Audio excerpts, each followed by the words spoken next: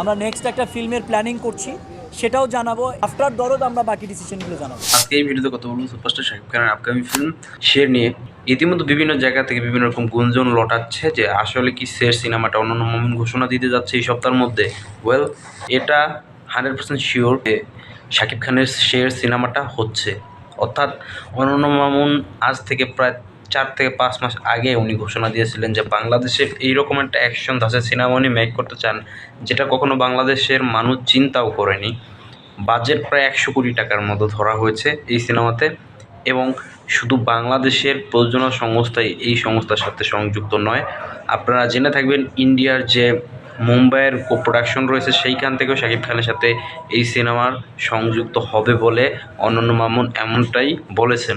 এখন আসুন যে এইগুলো কি আসলে চাপাবাজি নাকি রিউমার হিসেবে থেকে যাবে।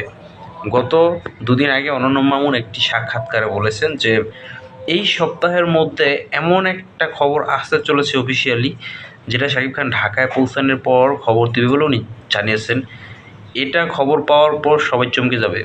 সো সূত্র মিলালে এটাই বোঝা যায় যে সেটা মূলত হচ্ছে, তবে এটা একদম 100% সত্যি কিনা এটা এখনও বলা যাচ্ছে না, কারণ অনন্য মামুনের কথা পুরোপুরিভাবে বিশ্বাসযোগ্য কোনো নির্ভরশীল কথা উনি বলেন না। এক এক সময় এক এক ধরনের কথা উনি বলে বেড়ান।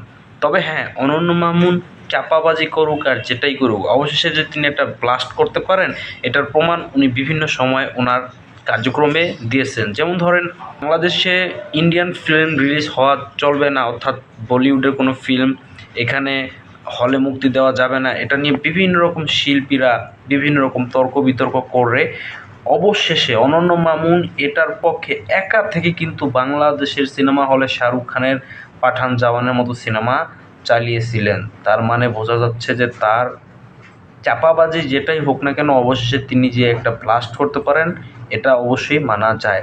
এখন আসুন, শের সিনেমাটা হলে অনন্য মামুন প্রপারলিভাবে ভালো একটি সিনেমা হিসেবে পরিচালিত করতে পারবে।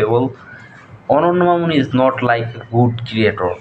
আমার কাছে মনে হয় এটা অনন্য মামুন তত ভালো একটা ক্রিয়েটর আমার জানা মতে না, কারণ আমি পূর্বে যে ফিল্মগুলো ওনার দেখেছি লাইক কসাই, অমানুষ, যারা ছোট ছোট অ্যাক্টর রয়েছে, ছোট ছোট নায়ক রয়েছে, ওনাদের দিয়ে যে ধরনের ফিল্ম উনি বানিয়েছেন, গল্প খুব স্ট্রং গল্প, এখানে গল্প খুব ভালো, বাট এই গল্পটাকে পর্দায় টোটালি ফুটিয়ে তোলার জন্য যেরকম মাসালা যেরকম অর্থলগ্নি করার প্রয়োজন, অ্যারেঞ্জমেন্ট প্রয়োজন, সেটা কিছুই অনন্য মামুন করতে পারেনি।